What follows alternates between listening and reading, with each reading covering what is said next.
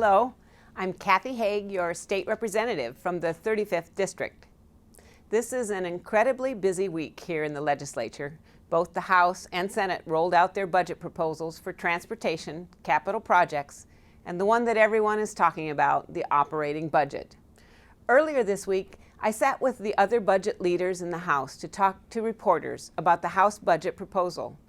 As chair of the Education Appropriations Committee, it's my job to craft the portion of the budget related to early learning, K-12, and higher education.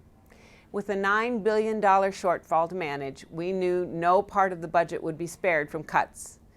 When the governor released her budget proposal in December, she faced a $6 billion shortfall.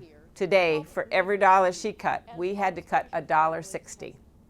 This was truly one of the most difficult and heartbreaking budget writing experiences I've ever been through. I came to Olympia because education is my top priority. In the past several years, we've invested billions in teacher training, reducing class size, and funding innovative programs. There are two voter initiatives that help fund our education system. 732 provides teacher cost of living raises, and 728 to reduce class size.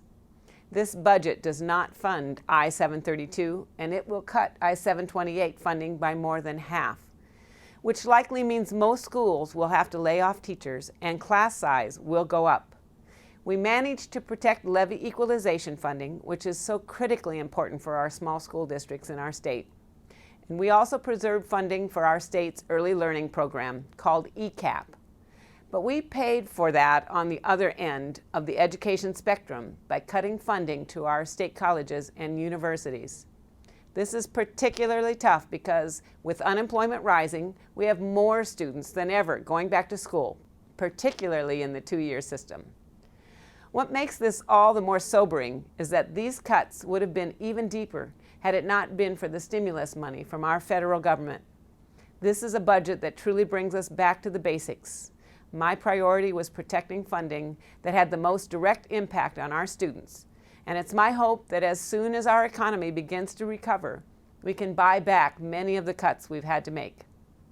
At this point, the House and the Senate have some differences to work out before we approve a final budget to send to the governor. I encourage you to visit my website and review the budget materials for yourself.